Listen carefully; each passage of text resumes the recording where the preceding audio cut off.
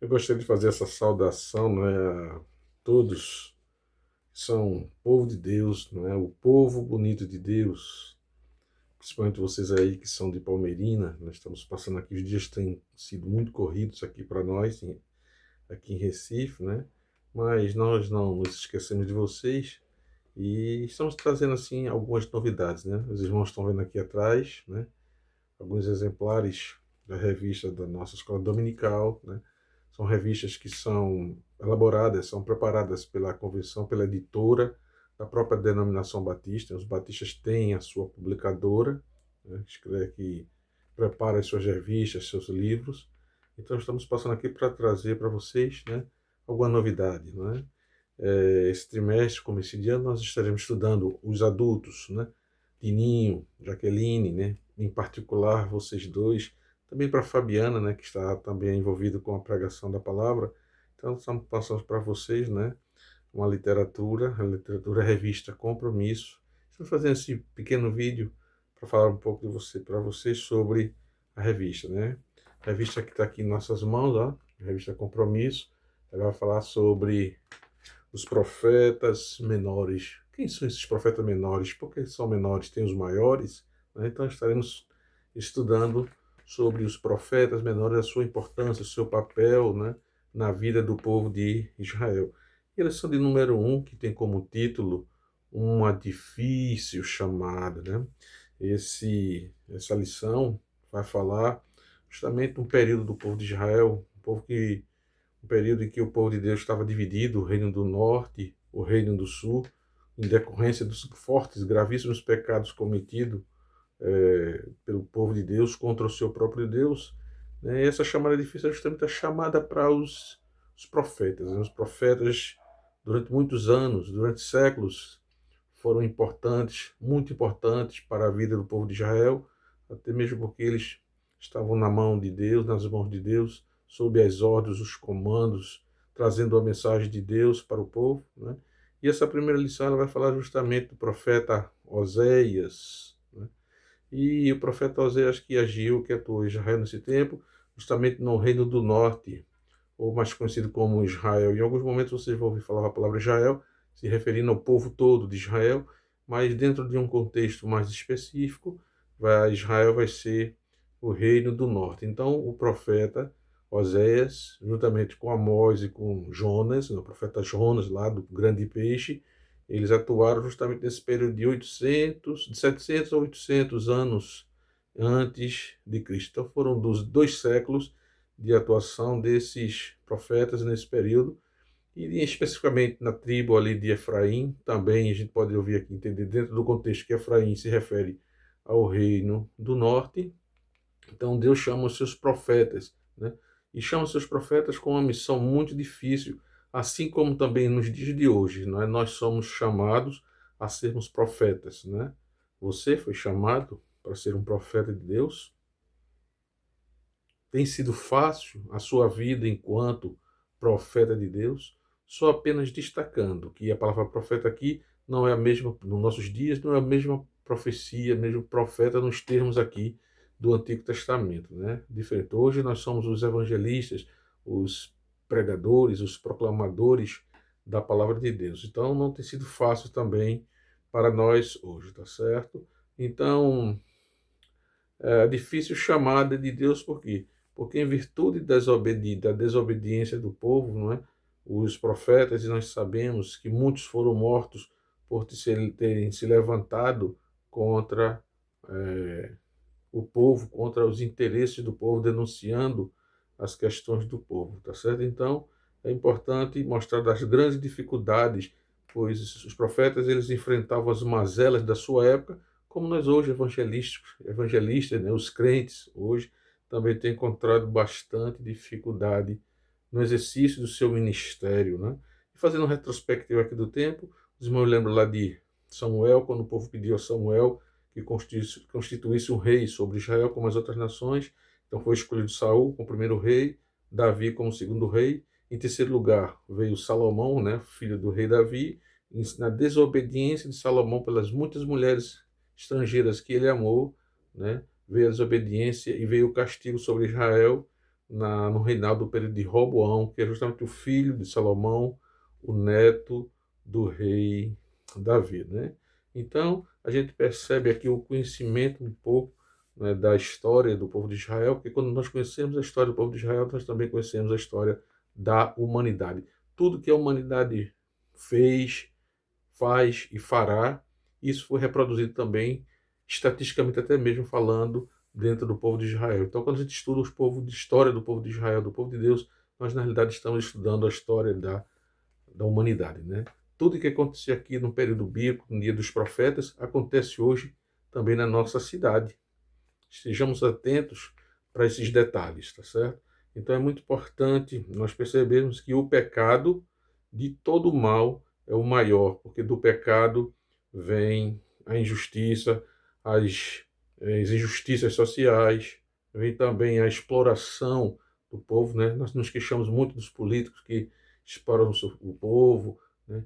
Algumas pessoas que se dizem pastores, né? Sacerdotes também exploram o povo, tá certo? Então, esses aspectos são o contexto da história de Israel. Nós estamos apresentando, né, um mapa de Israel, um período, né, dos reinos divididos, o reino do norte, o reino do sul, a tribo de Benjamim, né, a tribo de Efraim em particular. Então, a partir do momento que nós estudamos, né, a difícil chamada de um profeta, a difícil chamada de um crente, de um servo de Deus, nós devemos assumir que há algumas dificuldades, né? O povo de Israel estava em desobediência, nossa sociedade hoje está também em desobediência, ninguém quer ouvir a palavra de Deus, ninguém para ler a palavra de Deus, ninguém quer ouvir o testemunho do irmão. Então, assim como naqueles dias, hoje também o ser humano, a sociedade, a humanidade continua difícil, com os corações distantes de Deus, né? Mas para se resolver um problema, já que precisamos admitir das dificuldades, então o primeiro passo para se resolver um problema é admitir que ele existe, né? Então não há nenhuma dificuldade para nós hoje admitir que a nossa sociedade também, da nossa cidade, também se encontra desobediente diante de Deus, diante do pecado, não é? E nós temos conversado com algumas pessoas lá do Conselho Tutelar e a gente sabe da grande prostituição infantil que está havendo, né, nas cidades, questão das drogas, da violência, do álcool. Então é notório isso nós percebermos, e esse é o mistério, esse é o grande segredo, esse é o grande desafio que nós temos enquanto povo de Deus, tá certo? Em segundo lugar, é sentir o peso das dificuldades, né? O texto da lição fala justamente o sentido do peso das dificuldades. O profeta ele tinha a visão dos líderes e de Deus. Nós hoje temos também uma visão daquelas pessoas que lideram a nossa cidade, a nossa comunidade. Nós também temos que ter os olhos voltados para o céu. Os sacerdotes e levitas eles se afastaram do reino quando viram que o rei estava em desacordo com Deus, né? E isso não é razoável. Ainda hoje nós percebemos quando algumas pessoas se entristecem com alguma coisa que acontece de errado na nossa igreja, a tendência natural é se afastar, não é? Mas não é se afastando que se vai resolver o problema. Diferentemente das pessoas comuns, né, Deus tem levantado profetas, homens e mulheres de Deus, né, para enfrentar essa situação, para orientar, para conduzir o povo em todo esse processo. Então Salomão se deixou muito se levar pela vaidade da carne, aquela sabedoria que Deus deu para ele já não foi mais suficiente para evitar que ele entrasse no caminho difícil, e aí veio o castigo com a divisão das tribos lá de Israel. Então, volto a dizer a questão do, do pecado, né? Que tem desviado o homem da presença de Deus. O que era correto fazer, Deus, né, entendia o afastamento dos profetas, mas nem por isso ele deixava de enviá-los com a missão de anunciar o reino, né? E não foi diferente assim depois dos 400 anos de silêncio da palavra de Deus, né? Deus não levantando mais profetas, é quando aparece João Batista, justamente anunciando Jesus Cristo como o Messias prometido, aquele que salvaria o mundo, a humanidade do pecado, né? Não apenas do jugo, dos exílios, né? Das prisões, da destruição, mas principalmente livrar o homem do pecado. Então, Oséias, ele não foi inocente, Ele sabia que diante daquele quadro seria difícil a sua missão, mas nem por isso ele deixou de cumprir, né? Então, hoje nós enfrentamos, além das violências, temos hoje diversidade de doutrinas, diversidade de teologias, diversidade de igrejas, denominações, mas o cristão também ele é cidadão deste mundo. Temos dupla cidadania, a cidadania celeste, mas também a cidadania terrena. Então nós não podemos fechar os olhos, não podemos se afastar, fugir da nossa realidade, não é? Então, a palavra de Deus lá em João, capítulo 17, versículo 16, vai dizer: estamos neste mundo, mas não somos desse mundo, como disse o próprio Jesus Cristo, né?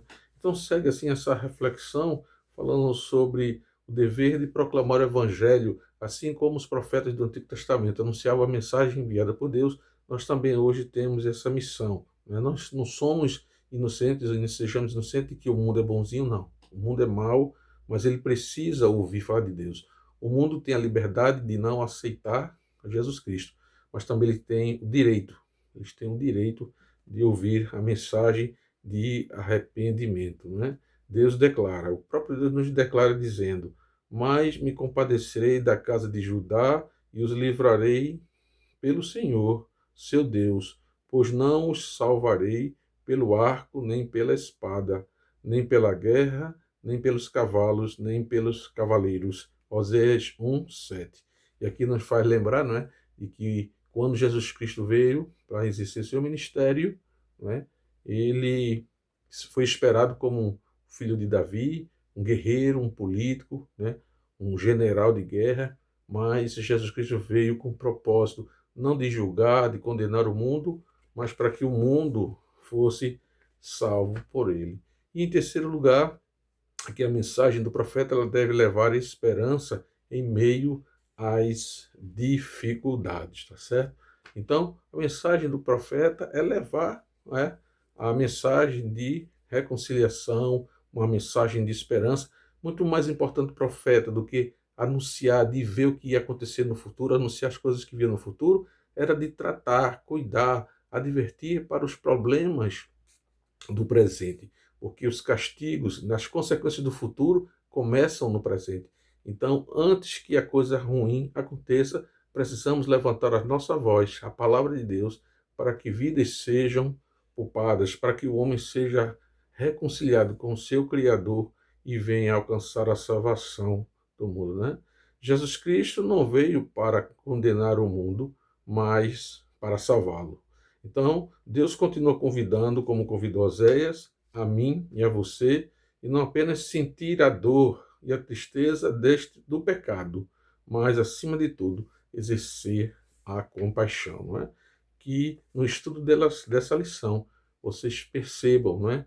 Que não é apenas o estudo de um profeta, não é? Mas é o estudo da palavra de Deus, a revelação que Deus faz, que Deus nos faz, através da sua palavra, através de homens e mulheres, através do fato histórico, através da Bíblia, que nós aprendemos também, como proclamadores do Evangelho, anunciar e conhecer a realidade da nossa sociedade, da nossa cidade, tá certo?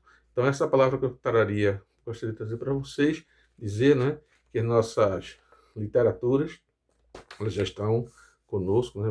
Vou compartilhar com vocês, tá certo? Dizer da nossa alegria de podermos estar trabalhando com vocês, estar trabalhando aí nessa cidade, né? Cidade pequena, cidade sofrida, cidade onde muitos continuam indo embora, né? Saindo da cidade, outros morrendo, praticamente 2, 3 pessoas partem, né? Falecem por mês na nossa cidade. Então é uma cidade, um trabalho realmente difícil, mas vamos continuar trazendo para eles uma mensagem de esperança, não é? Então, fiquem vocês na paz do Senhor e que Deus os abençoe. Até mais. Nos encontraremos em breve.